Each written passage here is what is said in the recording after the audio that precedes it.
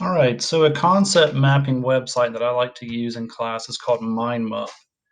And I'd like to show you how to get started if you haven't made a map before, or if you just need to hear the directions again, or maybe you're a new student and you'd like to watch this tutorial.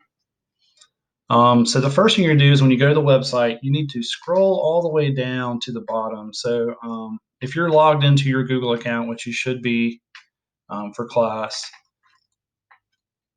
this step will be really easy. So you want to click Google Drive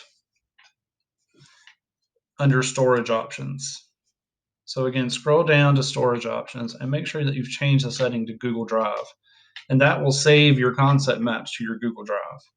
If you do not do this, it unfortunately will not save your map. So you need to make sure that you've selected this option. You're going to create a new map.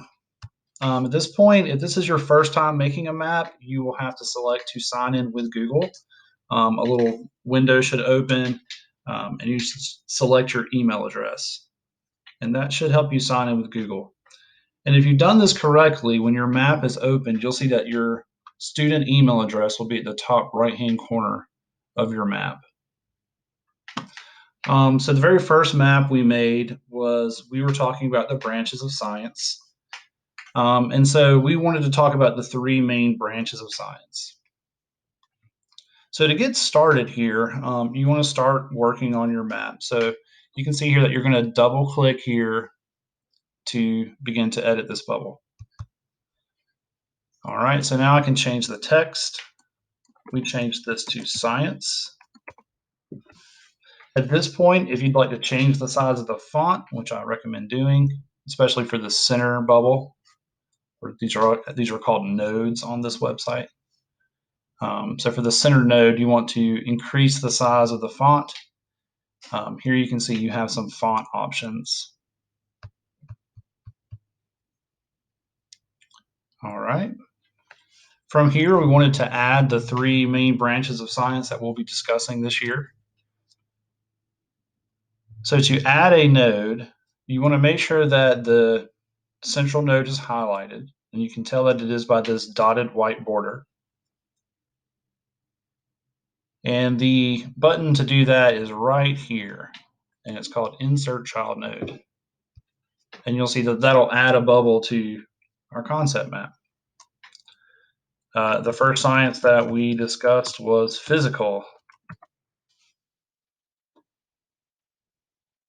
I go back to my center node when I want to add a category to it. Okay, and so now I want to add another node or another bubble, and this was for the earth sciences. You can see when I click off into the map here, it'll kind of tidy everything up for me. One thing that we want to do also before I get too far, you see that we have not turned on autosave for this map. So I want to make sure that I've turned on autosave. In doing so, we'll make sure that this map is saved every 60 seconds.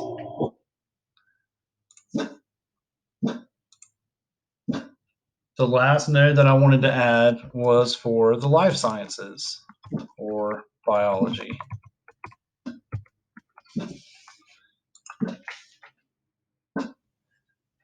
If you'd like to change the title here, you can see that it's given in the title of the central node here. We call this branches of science.